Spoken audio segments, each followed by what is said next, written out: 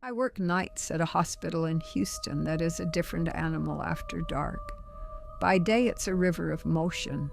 Doctors racing, families holding hands, babies crying, machines singing their tiny beeps. But after midnight, it grows thin and tense, like breaths held too long. I was on my third straight night when I first learned how quiet can make a place loud. People joke about Ward 9. They say it's been closed for years. A hallway that ends in a locked door and faded paint no one touches. During the day, the talk is whisper and dare, past nurses telling tall tales over coffee. But at night, the whisper turns into listening. They say you can hear crying through the wall of Ward 9. I used to smile and tell them stress makes us hear things. Then one night, alone on rounds, I stopped smiling. The day had been relentless, an ER overflow, a code that left everyone raw, a toddler who finally slept in my arms. I signed charts, handed off meds, and by 11 the building emptied into the same steady hum that follows a long shift.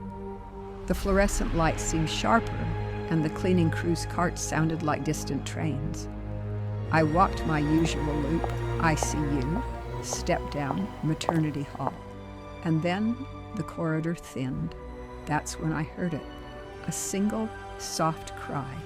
Not the clinical whimper of a patient, but the ragged, searching sound of someone calling back into a dark memory. It came from the direction of Ward 9. I knew the door was locked. The sign said closed. Do not enter, in letters flaking like old skin. The sound was narrow and small, like it could be smothered with one hand. I told myself it was a radio left on behind the wall, a patient with a late-night visitor, anything sensible. But when I pressed my ear to the cool metal of the corridor door, the crying shifted. It was no longer a single thread.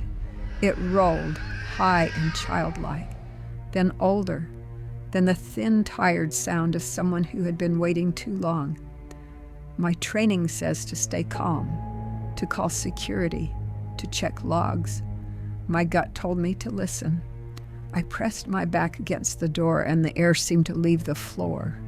The fluorescent hum dulled until I heard only that crying and the distant hiss of the ventilator 2 halls away.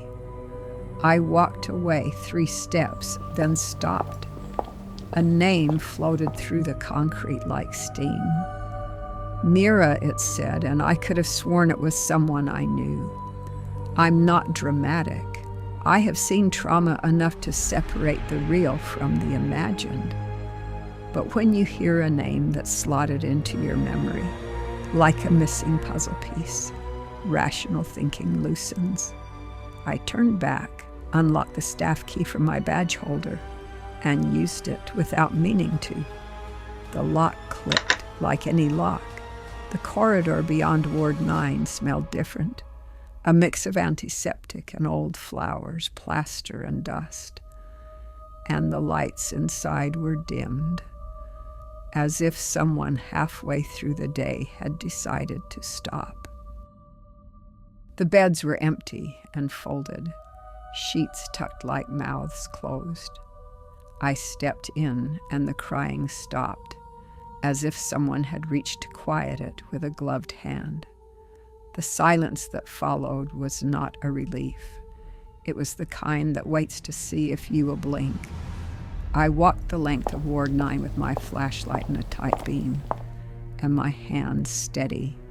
I checked drawers, examined charts left in the racks, and found nothing but a patient list dated years before, names that meant nothing that night. Then I saw a small hospital bracelet lying on the floor under the far window, plastic yellowed with time. It had a name scrawled in permanent marker, and the name matched the one that had called to me, Mira Alvarez. My throat closed. I remembered a rumor, something about a night years back when a fire alarm had failed and a patient had died alone. Details had changed with each telling, names swapped in like actors. I had never believed the story. The bracelet was real, and it was here. The thermostat by the window read 80 degrees, then dropped, then climbed like it was trying to decide. My breath fogged my visor. I told myself to leave, to call security, but the nurse in me, curious, stubborn, built to answer, kept me moving. I found in the corner a faded stuffed animal, its fur flat from years of hands. It sat on a bed that had never seen a body in my shift notes. I picked it up, and the flashlight wavered. The crying started again, softer now, not from one place, but all around me, as if the room were filled with 100 wounded echoes. I felt a pressure at my shoulder like a hand pressing me forward. Not violent, more pleading. "You heard us," a voice whispered. It was not a voice made for ears, more a memory trying on language, but it was clear in the hollow of my bones.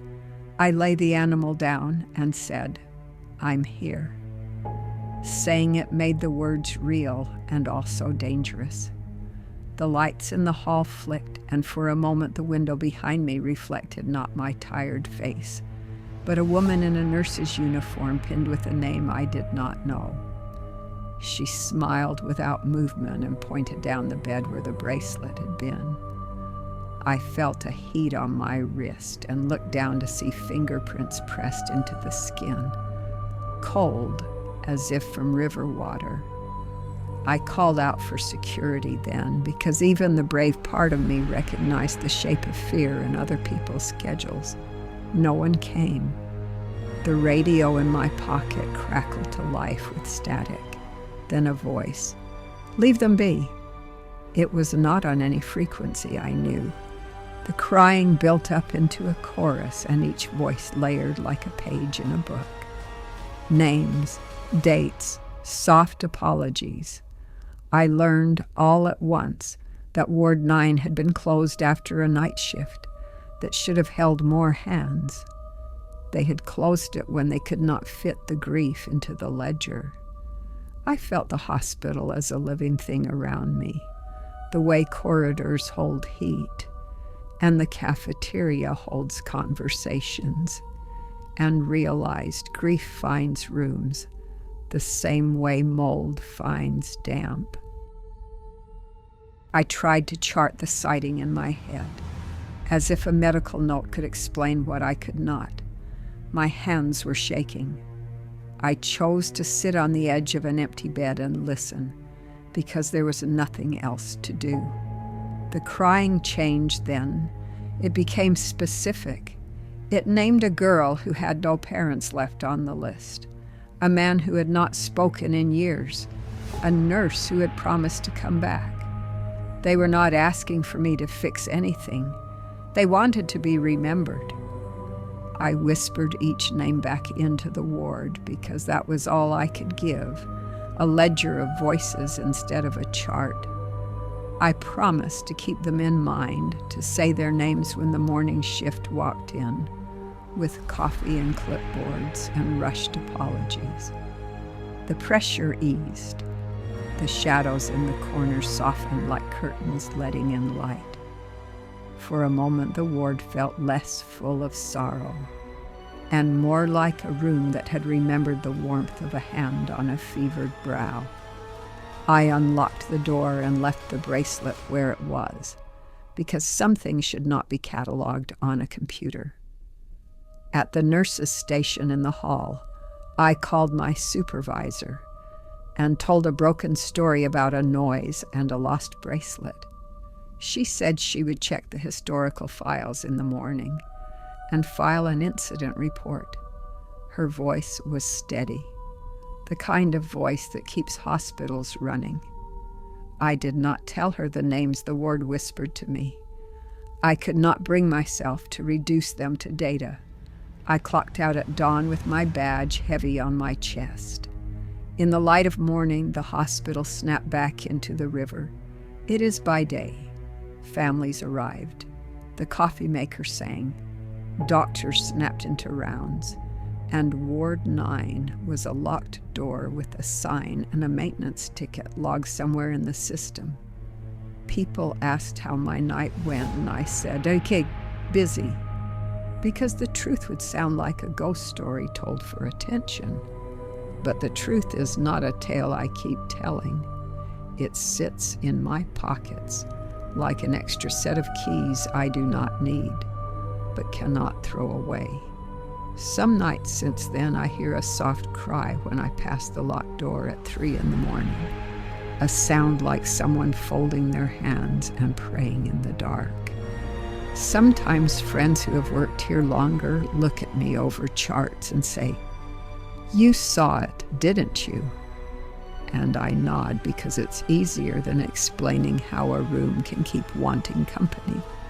I still work nights. I still make rounds. I learned to walk Ward 9's corridor with respect rather than fear. No brash steps, no bright lights that chase shadows into corners. I learned to lay a hand over a bed rail and say names aloud, because I believe now that memory is kindness. If you ask me if Ward 9 is haunted, I will say yes, and then I will tell you this: it is not evil. It is full of people who were left without good endings and who keep calling for someone to finish the sentence. If you are ever alone in a hospital at night and you hear a small cry, listen, not as proof you are losing your mind, but as a reminder that these buildings remember us in ways our charts never will. I walk out at sunrise and it follows me, soft, patient, and sometimes, when the city is quiet and I am driving home, I say the names again into the steering wheel, because a name said out loud is a light, and lights are what rooms like Ward 9 have been waiting for.